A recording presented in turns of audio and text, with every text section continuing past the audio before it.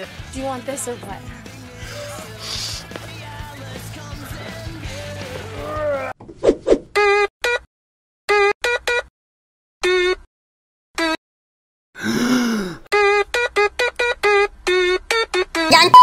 Halo adik-adik manis, balik lagi bersama saya Ewon di Zone Smoker. Kali ini saya bersama bintang tamu ya ini Dayat.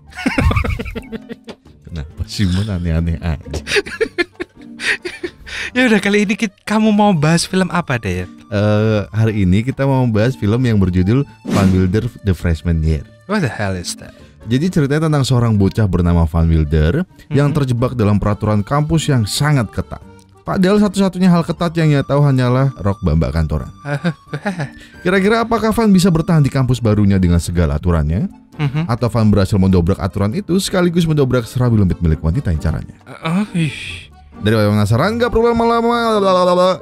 Dan kita langsung masuk videonya aja. Baiklah, Mon. Kemana? Belum saya tarik. Film dimulai dengan pidato kelulusan dari siswa terbaik bernama Van Wilder yang juga sedang di... Baru mulai? Kelulusan Van Wilder membuat sang ayah bangga. Namun beliau minta maaf karena tidak bisa ikut ke Amsterdam untuk menemani Van masuk kuliah. Akhirnya Van Wilder sampai di kampusnya, ditemani dengan dua pemandu karaoke. Namun seorang kolonel bernama Dean sepertinya sudah siap menyambut Van Wilder dengan kurang ramah. Lalu betapa terkejutnya Van saat kamarnya telah berubah jadi gudang.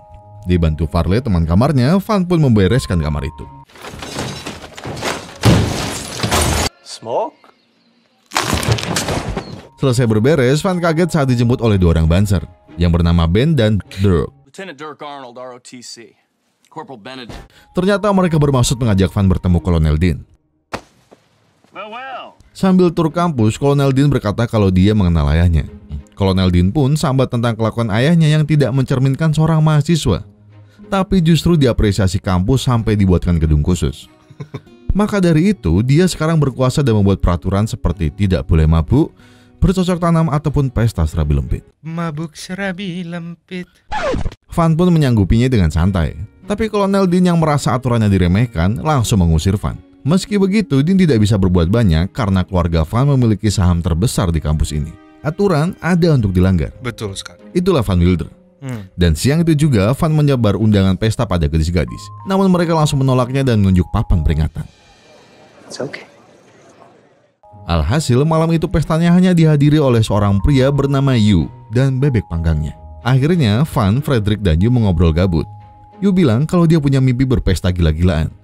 Dan cita-citanya adalah mabuk sembari terhimpit serabi lempit. Cita-cita yang mulia. Iya. Melihat rencana pertamanya gagal, Van justru memulai misi lain. Dengan berpakaian ala kaisar berselempang karet surga, Van, Yu, dan Farley mencoba mencari mangsa hingga bertemu seorang gadis bernama C. Dan tempat yang didatangi oleh Van ternyata adalah sebuah sekte rohani yang anti bercocok tanam dan mengumbar serabi lempit. Jadi tidak ada alkohol, tidak ada bercocok tanam, dan semua serabi lempit tersegel dengan rapi. Do not awaken love until it is ready.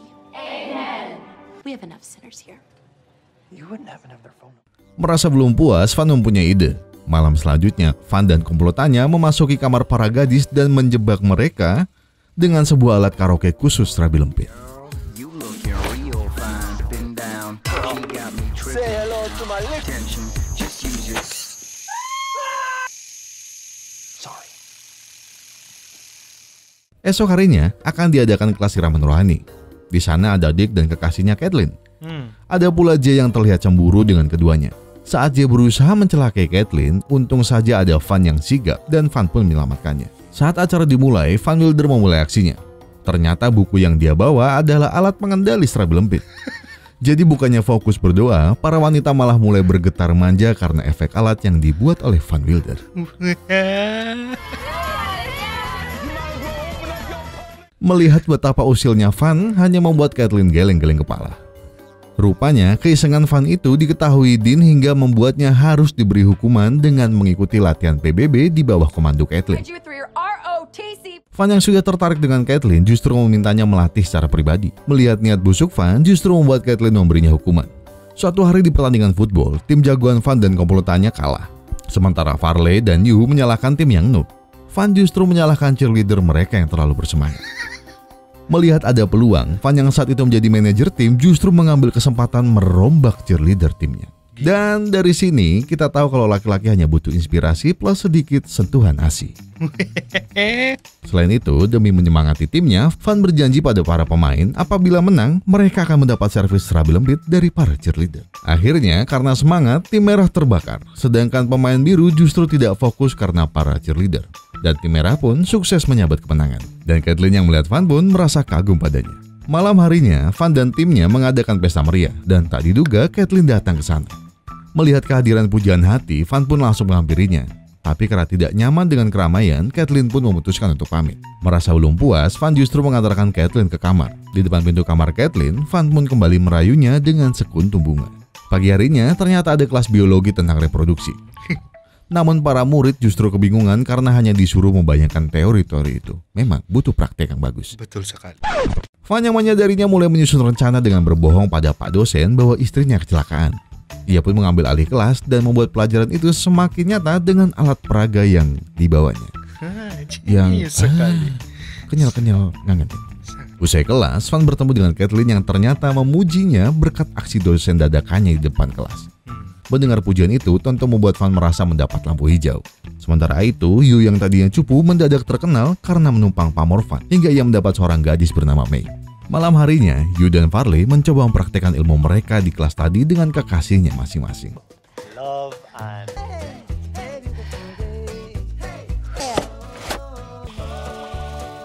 Sedangkan Caitlyn terlihat bete karena serabi lembitnya belum sempat terpakai dengan baik.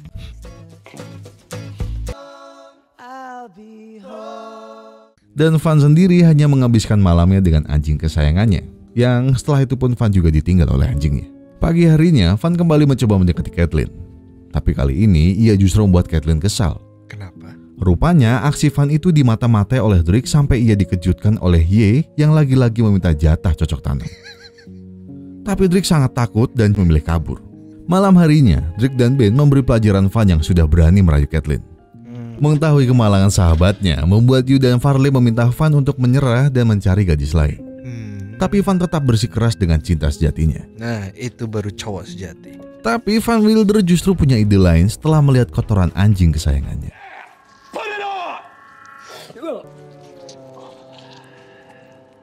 Sore itu, Van tengah lari sore sembari melihat pemandangan yang gondal-ganjul. Lalu saat Rick dan rombongannya mencoba menghalanginya, Caitlyn justru jijik saat mencium aroma kekasihnya itu. Sampai akhirnya Drake tersadar dengan masker tai yang menempel di mukanya.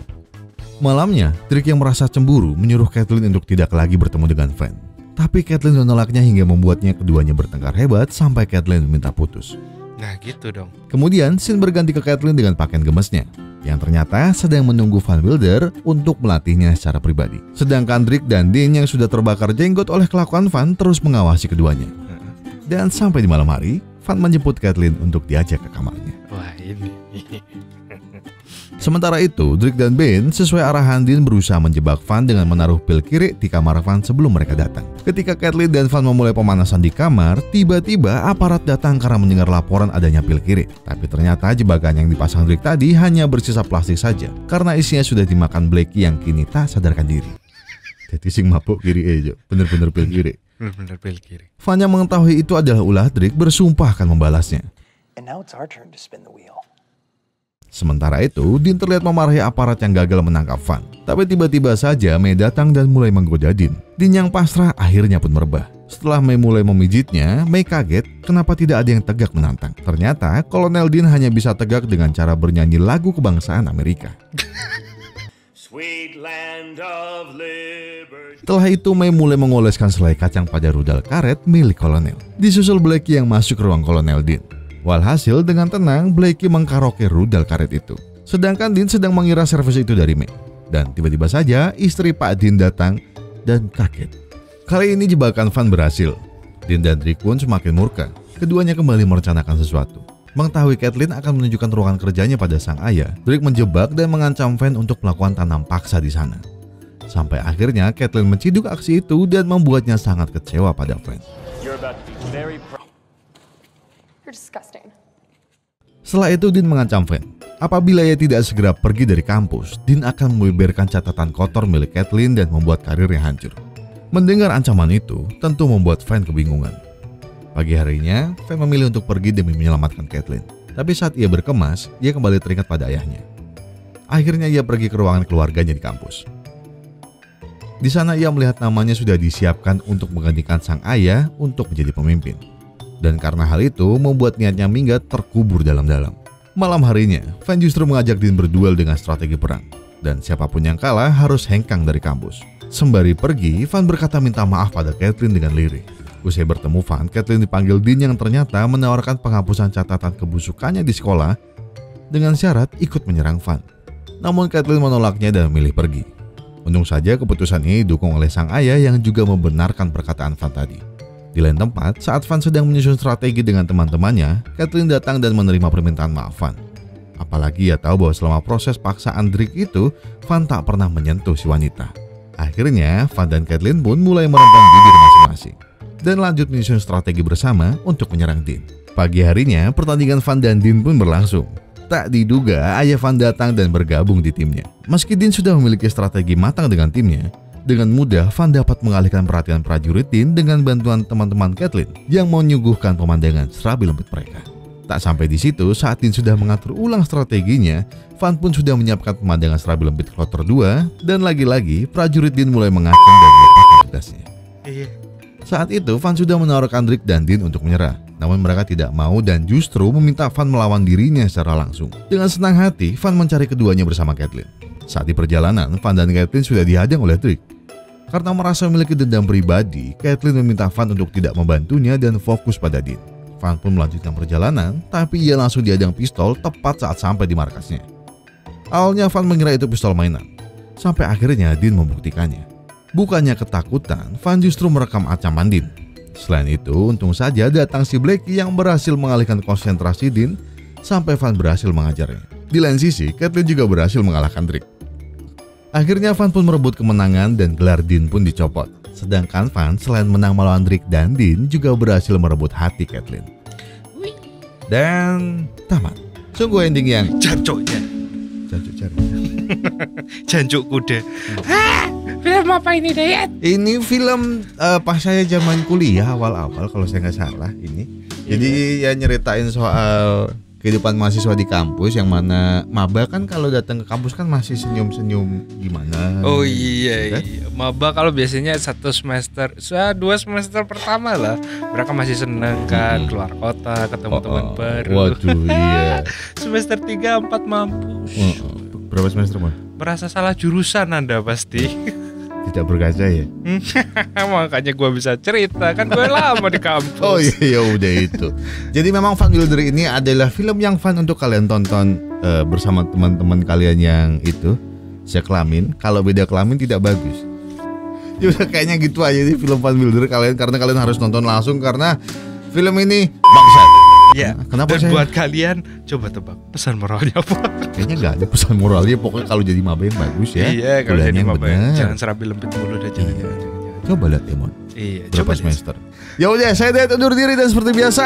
Saya kemana? Mon, Iya. ya wes, laras balik. Oh iya, habis ini saya undur-undur dan masih bersama Emon di Zone Smoker. Dadah. Dan sampai jumpa di video kita berikutnya. Iya. Dadah. Dadah. Dan bakso.